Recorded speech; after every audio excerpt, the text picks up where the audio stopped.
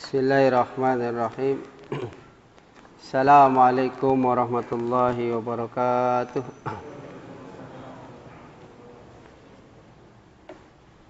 Innal hamdalillah nahmaduhu wa nasta'inuhu wa nastaghfiruh wa na'udzu billahi min shururi anfusina wa min sayyiati a'malina. May yahdihillahu fala mudilla lahu wa may yudlil fala hadiya lahu. Asyhadu an la ilaha illallah, asyhadu anna Muhammadan abduhu wa rasuluh. Allahumma shalli wa sallim ala Muhammad wa ala alihi wa ashabihi wa man tabi'ahum bi ihsanin ila yaumil qiyamah. Amma ba'd. Wa qala ta'ala fil Qur'anil Karim, a'udzu billahi minasy syaithanir rajim. Ya ayyuhalladzina amanu taqullaha haqqa tuqatih wa la tamutunna illa wa antum muslimun. Wa qala Rasulullah sallallahu alaihi wasallam, man salaka tariqan yaltamisu fihi ilman sahalallahu lahu tariqan ilal jannah. Jamaah rahimakumullah, setiap habis sholat subuh jangan lupa kita minta 3 hal. Yang pertama, minta agar diberi ilmu yang bermanfaat. Ilmu yang bermanfaat itu ilmu yang menyelamatkan kita baik di dunia, lebih-lebih di akhirat. Memohonlah, Allahumma inni as'aluka ilman nafi'an. Ya Allah, sesungguhnya aku mohon kepadamu ilmu yang manfaat. Walaupun sudah meninggal, walaupun sudah wafat, dia dapat pahala, mengalir terus pahalanya. Ini karena man 'allama ilman, ilmu yang manfaat itu terus diamalkan. Kemudian yang kedua, memohon kepada Allah wariskan thayyiban. Ya Allah, aku mohon kepada Engkau diberi rezeki yang baik. Rezeki yang baik itu rezeki yang halal, rezeki yang berkah. Jadi kalau selama ini mungkin doa-doa kita terhijab, itu diantaranya karena rezeki yang haram. Bagaimana doa kita makbul, makanan kita haram, pakaian kita haram. Nah, maka menjadikan penghalang doa. Karena itu terus memohon kepada Allah agar rezeki kita halal, rezeki kita baik, rezeki kita berkah. Kemudian yang ketiga, wa amalan mutaqabbala. Setelah mohon ilmu yang manfaat, rezeki yang baik, agar amalan-amalan kita selama ini diterima oleh Allah Subhanahu wa taala. Salat kita biar diterima, puasa kita, kemudian silaturahim kita, tolabul ilmi, ya, sedekah kita, apalagi hari Jumat. Hari Jumat ini hari yang istimewa, namanya Sayyidul Ayyam. Allah Subhanahu wa taala mengistimewakan hari Jumat. Di antaranya setiap hari dinyalakan api neraka jahanam. Nah, Allah muliakan hari Jumat tidak dinyalakan. Maka setiap hari Jumat, jamaah rahimakumullah, kita muliakan dengan amalan-amalan yang pernah kita sampaikan. Ada sekitar 33 keistimewaan hari Jumat dalam kitab Zadul Ma'ad. Pada kesempatan hari ini saya ingin melanjutkan tafsir surat Al-Hijr. Diulangi ayat 10 sampai 13. Namun sebelumnya ada nasihat dari Abu Bakar As-Siddiq. An Abi Bakrin As-Siddiq radhiyallahu an fi qoulihi ta'ala zahara al-fasadu fil barri wal bahri qala al-barru huwal lisan wal bahru huwal qalb fa idza fasada al-lisan bakat alaihi an-nufus wa idza fasada al-qalbu bakat alaihi al-malaikah. Ini kata sahabat Abu Bakar. Jadi Abu Bakar Siddiq radhiyallahu an menjelaskan tentang firman Allah zaharal fasadu fil barri wal bahr. tentang kerusakan di daratan dan di lautan. Qala, kata beliau, kata Abu Bakar As-Siddiq, al-barru huwal lisan. Daratan itu adalah lisan. Daratan yang kita diami itu adalah lisan. Fasadal lisan. Baqat alaihi nufus. Apabila lisan itu rusak, maka menangislah manusia. Wa idza fasadal qalbu, jadi al-barru huwal lisan. Daratan itu adalah lisan, wal bahru huwal qalbu. Sedangkan lautan, kata Abu Bakar As-Siddiq, adalah hati. Adalah hati.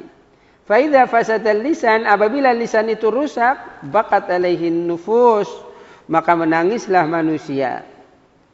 Wa idza fasadal qalbu, apabila hati itu rusak, baqat alaihil malaikah, maka menangislah malaikat. Jamaah rahimakumullah, ini mengandung makna yang luar biasa. Jadi rusaknya lisan, misalnya karena sering berbuat maksiat, mencaci, mencela, apalagi mengumpat, memfitnah. Nah, maka tadi bakat alaihin nufus, menangislah manusia. Mengapa? Ya sebab yang difitnah, yang dicela, yang dicaci, dia akan menangis. Jadi manusia yang lain akan menangis, sedih dia. Dan kesedihannya menjadikan kalau dia tidak memaafkan, nah orang yang mencela dia akan rugi. Amalan-amalannya akan sia-sia. Sedangkan rusaknya hati, wa idza fasadal qalbu baqat alaihi malaika. Hati yang rusak apa contohnya? Ujub, ya, riya, takabur, kikir, hasud dan sebagainya. Nah, apabila kita dihinggapi penyakit-penyakit ini, berarti hatinya rusak. Wa idzal fasadal qalb, kata sahabat Abu Bakar apa? Baqat alaihil malaikah. Maka malaikat akan menangis. Maksudnya menangis apa? Ya, karena ya kita itu tidak mendapatkan amalan-amalan yang didoakan malaikat. Ya, menyesalkannya ya. Jadi penyakit-penyakit hati segera diobati. Ya. Kita selalu berdoa, ya muqallibal qulub. Terusnya apa? Sabbit qalbi ala dinik. Boleh tambahi wa ta'atik. Sebab Bapak Ibu, syahwat, ya, dulu pernah saya sampaikan, jadi nafsu itu ada 3, ada yang disebut hawa, ada yang disebut ghadab, ada yang disebut syahwat. Anna syahwata tusirul muluk abidan, wasabru yusirul abid mulukan. Ala tara ila Yusufa wa Zulaikha. Nah, kita pernah dengar kisah Nabi Yusuf. Nabi Yusuf itu putra Nabi Yakub yang sangat sabar. Ya, Nabi Yakub itu putra Nabi Ishak yang sangat ramah. Nabi Ishak itu putra Nabi Ibrahim, Khalilur Rahman, kekasih Allah. Nah, kesabaran Nabi Yusuf itu menjadikan dia itu istimewa. Dia itu dimuliakan oleh Allah Subhanahu wa taala. Anna syahwata tusirul muluk abidan. Syahwat itu bisa mengakibatkan raja menjadi budak. Jadi orang hebat, kalau dia memperturutkan syahwat, maka dia akan menjadi orang yang hina. Wasabru yusirul abid mulukan. Sementara orang yang sabar itu menjadikan seorang budak menjadi raja, istimewa dia. Jadi kesabaran itu menjadikan naik derajatnya. Ya, bagaimana kisah Nabi Yusuf alaihissalam. Nah, itulah kata-kata mutiara nasihat dari para sahabat khusus untuk orang-orang yang saleh. Kita lanjutkan surat Al-Hijr ayat 10 sampai 13. Ayat ini Bapak Ibu hadirin rahimakumullah, yaitu gambaran orang-orang musyrik dari setiap umat yang selalu mengolok-olok Rasul, ya, dari zaman dulu sampai sekarang. Bahkan Masya Allah, akhir-akhir ini kembali orang yang memusuhi agama mengatakan bahwa agama itu nggak penting, agama itu candu, dan ya naudzubillah, ya, orang-orang seperti ini dari dulu sampai sekarang sampai hari kiamat sepertinya menjadi tantangan kita bagi orang yang beriman. A'udzu billahi minasyaitonir rajim. Wa laqad arsalna min qablika fi syia'il awwalin wa ma ya'tihim mir rasulin illa kanu bihi yastahzi'un kadzalika nasluquhu fi qulubil mujrimin la yu'minuna bihi wa qad khalat sunnatul awwalin. Dalam surat ini Bapak Ibu hadirin rahimakumullah, lanjutan ayat 1 sampai 12 ya. Walaqad arsalna min qablika fi syia'il awwalin, dan sesungguhnya kami telah mengutus beberapa rasul min qablika sebelum kamu, fi syia'il awwalin kepada umat-umat yang terdahulu. Jadi Allah berfirman sebagai hiburan kepada Rasulullah ketika orang-orang Quraisy, orang-orang kafir Quraisy mendustakan Rasulullah. Nah, Allah Subhanahu wa taala mengabarkan bahwa Allah juga telah mengutus rasul-rasul sebelum Nabi Muhammad pada umat-umat terdahulu, ya, dan tidak ada rasul pun yang diutus kepada mereka melainkan orang-orang kafir itu akan apa? Akan mendustakan dan mengolok-oloknya. Begitu zaman sekarang, walaupun Rasulullah sudah tidak ada, ya, banyak orang yang membunuh para nabi. Maksudnya membunuh para nabi berarti aturan-aturan dari Allah dan Rasulnya dia itu ya dimusuhi. Bahkan orang-orang yang terus berkuat-kuat dengan perintah Allah dan Rasulnya disakiti dan sebagainya. Nah, ini menjadi motivasi bahwa kita itu kalau perjuangan itu butuh pengorbanan. Di antara pengorbanannya semuanya, harta, bisa bahkan dirinya, nyawa dan seterusnya. Itulah makna jihad gitu. Wa ma ya'tihim mir rasulin illa kanu bihi yastahzi'un. Dan tidak datang seorang rasul pun kepada mereka melainkan mereka selalu memperolok-olokannya. Jamaah rahimakumullah. Jadi inilah tantangan dakwah, ya, tantangan dalam berjuang. Ya. Kalau nggak ada tantangan, orang malah santai-santai. Ada tantangan saja, banyak orang tidak sadar. Mestinya orang yang beriman itu menghadapi tantangan yang luar biasa. Ini satu. Tetapi Masya Allah, banyak orang-orang yang mengaku muslim, tetapi karena godaan-godaan dia malah menjadi ya, memusuhi saudara-saudara muslim sendiri.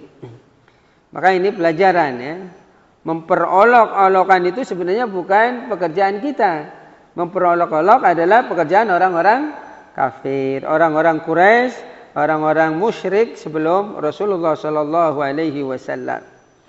Allah mengabarkan bahwa dia telah memasukkan keingkaran dalam hati para pendosa yang sombong dan keras kepala, tidak mengikuti hidayah. Kalaulah orang-orang yang menentang Allah dan Rasulnya sekarang dihidupkan lagi, dia kan sudah wafat, dibangkitkan lagi, ya sama. Karena sudah dinas, karena keingkarannya dia akan ingkar lagi. Gitu ya. Kadzalika nasluquhu fi qulubil mujrimin. Ayat 12. Demikianlah kami memasukkan rasa ingkar dan memperolok-olokan itu ke dalam hati orang-orang yang berdosa, mujrimin, orang-orang yang berdosa.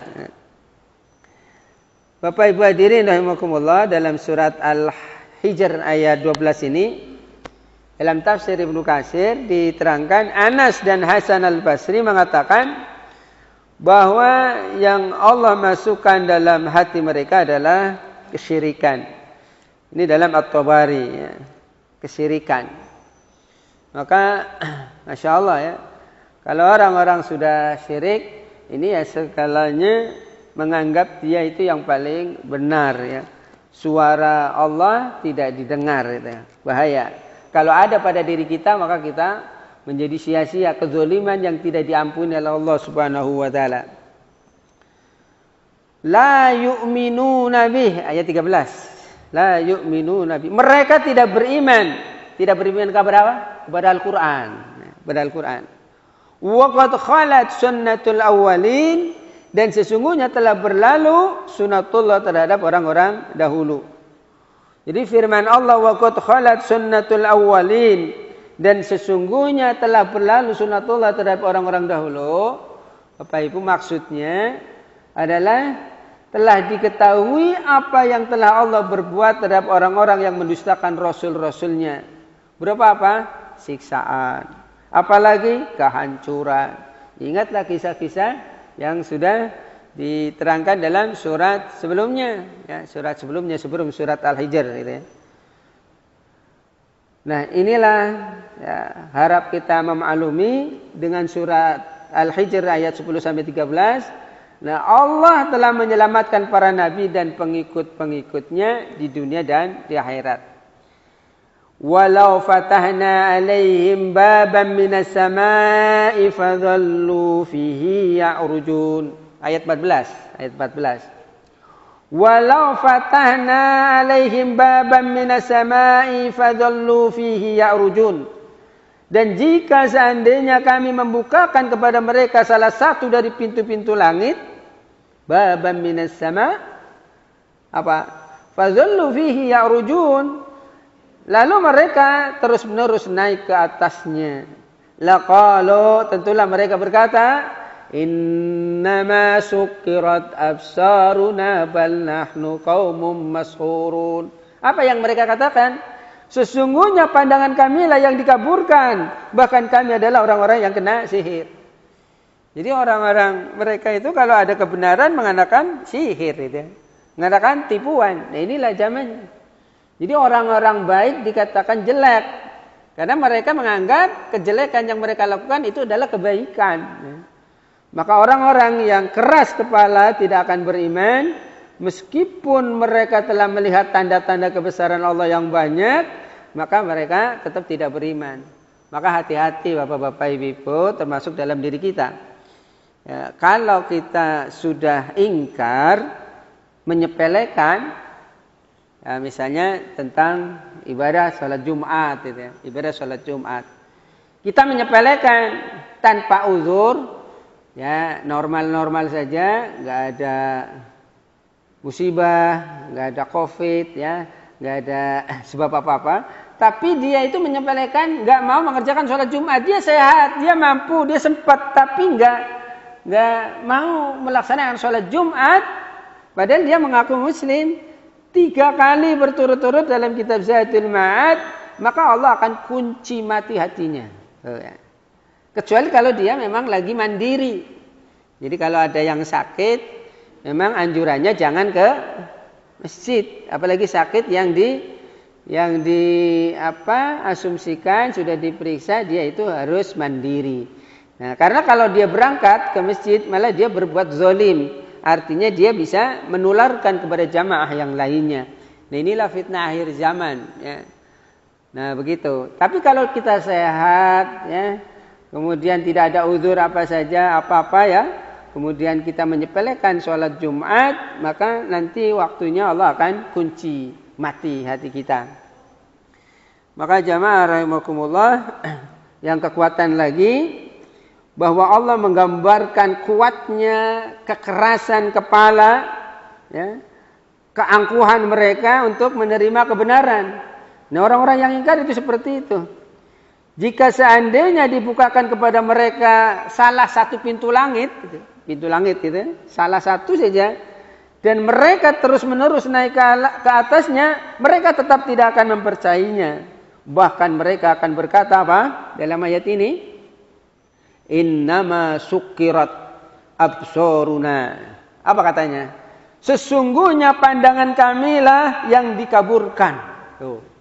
Jadi menganggap dirinya itu, bahasa kitanya belabur kindean. Jadi Mujahid, Ibnu Katsir dan Ad-Dhahab mengatakan maksudnya adalah sesungguhnya pandangan kamilah yang ditutupi. Imam Qatadah menuturkan dari Ibnu Abbas radhiyallahu anhuma bahwa maksudnya pandangan kamilah yang dipalingkan. Al-Aufi menuturkan dari Ibnu Abbas radhiyallahu anhuma maksudnya adalah pandangan kami yang telah disamarkan. Karena apa? Kami telah kena sihir. Itulah ya perkataan-perkataan yang tidak benar. Ya. Jadi sukirat absaruna, Ibnu Zaid berpendapat bahwa kata sukirat berasal dari kata as-sakrat, yaitu orang yang mabuk dan hilang akal. Maka orang-orang kalau sakaratul maut ya, itu kita sudah hilang akal kita. Kita tidak bisa ya memikirkan tentang dunia-dunia lagi karena kita sudah akan menghadapi alam yang lain gitu ya. Maka Bapak Ibu hadirin rahimakumullah, ada amalan-amalan yang mestinya kita menjadikan kita dimudahkan oleh Allah, perlu perjuangan ketika sakaratul maut misalnya. Apalagi di hari Jumat ini bahkan diterangkan siapa yang mengalami sakaratul maut sampai meninggal pada hari Jumat, malam Jumat atau Jumat siangnya, asal dia iman, maka dia tanda-tanda orang yang husnul khatimah ya, husnul khatimah. Pengen enggak Bapak Ibu meninggal hari Jumat? Pengen? Kapan? Nanti ya, kalau utangnya sudah lunas. Kalau ya dosa-dosanya sudah diampuni oleh Allah Subhanahu wa taala. Jadi ayat ini mengandung itibar bagi kita, hati-hati bahwa kalau dalam diri kita sudah ada keingkaran kepada Allah Subhanahu wa taala, yang ada adalah kerugian yang sangat rugi. Dan sekarang rupanya orang-orang yang ingkar itu mendapat tempat di bumi ini, bukan hanya di negara ini, di seluruh dunia. Maka yang kita khawatirkan Bapak Ibu, mungkin kita 10 tahun, 20 tahun, 30 tahun lah paling mendiami bumi ini. Yang bumi ini sebenarnya bukan alam kita. Karena Nabi Adam alaihissalam asalnya dari mana? Dari mana? Dari surga. Dan kita kembalinya ke surga. Jadi bumi itu bukan tempat manusia mestinya. Bukan tempat orang-orang yang beriman. Karena tempat kita asalnya di surga, mestinya kita berjuang untuk kembali lagi ke surga. Tetapi Masya Allah, orang yang di dunia sementara serba fata morgana, ya, tipuan, mataul ghurur. Jadi Bapak Ibu, kenikmatan di dunia itu sebenarnya tipuan. Punya mobil enak gitu ya, itu tipuan sementara. Ya. Punya nikmat yang banyak, istri cantik, rumah bagus, ya, suami sayang, itu tipuan. Anak yang banyak itu tipuan. Ini ujian. Nah, tapi hakikat kebahagiaan utamanya adalah besok. Caranya ya harus berjuang. Ya, ada kisah ini ya. Ada orang putus asa. Habis belajar pagi, siang, sore. Bahasa kitanya orang nyangkol-nyangkol ilmunya ya. Dia kuliah dibiayai oleh orang tuanya. Mau apa dikasih. Ya, dikasih mobil sekalian. Kuliahnya di kedokteran. Hebat, bayarannya ratusan juta. Tetapi dia itu putus asa. Akhirnya dia memutuskan untuk gak kuliah lagi lah. Pulang dirapikan semuanya. Dia kos, dia bawa pulang semua. Nah, di perjalanan tiba-tiba dia kehujanan. Maka ketika kehujanan dia ya berteduh sebentar di tempat yang sederhana. Dia merenung. Ya, kalau saya pulang nanti gimana? Orang tua sudah membiayai ya, sampai kalau orang-orang dulu itu sampai jual tanah ya, sampai jual rumah, jual segala-galanya agar anaknya sukses. Nah, ketika dalam ketermenungannya dia melihat titik-titik air hujan. Jadi air hujan itu menetes-netes ke batu yang besar. Nah, ternyata dia pikir batu saja kena air hujan bisa berlubang. Maka dengan belajar air yang menetes ke batu, akhirnya dia punya semangat. Nah, kalau begitu saya itu tidak boleh kalah dengan air. Air saja bisa menetes pelan-pelan setiap saat bersungguh-sungguh. Batu yang keras saja bisa berlubang. Akhirnya dia tidak jadi pulang. Kemudian dia semangat, belajar semangat lagi. Nah, akhirnya dia itu menjadi orang yang sukses. Ini karena belajar dari air yang menetes ke batu. Sebab al-ilmu nurun. Ya. Jadi Bapak Ibu misalnya kita ngapalin surat nih. Surat juz 30 nggak hafal-hafal. Kenapa ya? Mungkin karena kita kurang apa? Kurang apa kira-kira? Mengapa kita juz 30 saja nggak hafal-hafal? Kurang apa? Kurang semangat kayak air ya, kurang semangat. Maka al-ilmu nurun, ilmu itu cahaya, tahu nggak cahaya? Cahaya itu nggak butuh lubang.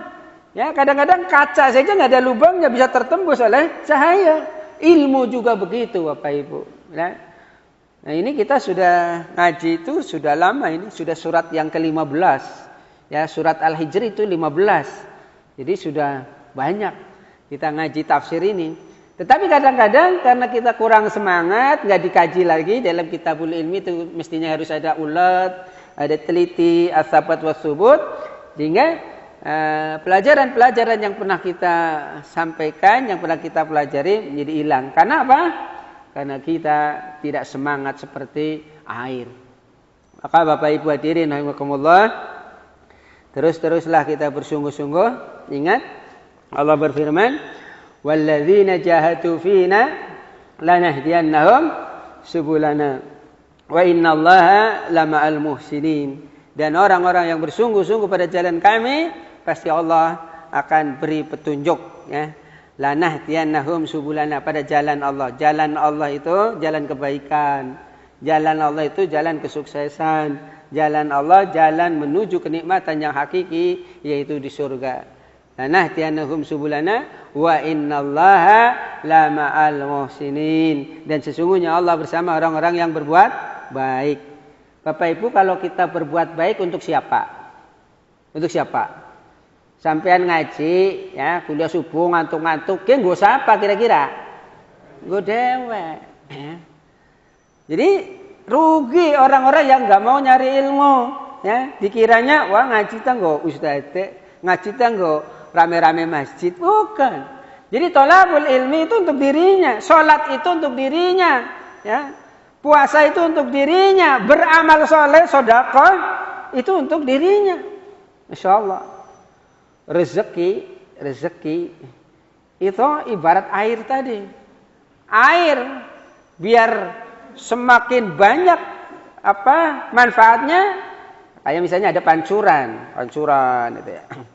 Biar manfaat air itu, pancuran itu, maka ada lubang-lubang yang menjadikan manfaat. Diperbanyak itu lubang-lubangnya. Nah, pelajarannya apa? Kalau kita banyak bersedekah, itu untuk sendiri. Apalagi sedekah di pintu-pintu yang banyak.